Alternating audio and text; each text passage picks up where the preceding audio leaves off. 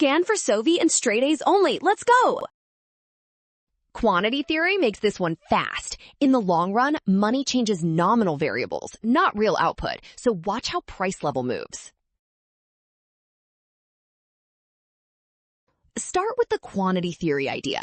If velocity is constant, then more money mainly pushes total spending up, and in long-run equilibrium, the economy's already at its natural output.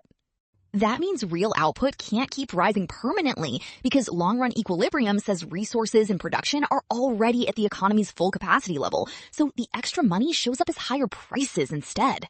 So in the long run, nominal variables adjust upward, the price level increases, and real output stays the same, which matches option B. Well done! Option B. Scan now. Trap, rushing signs. Rule, trust the given long-run condition and check each step before locking in.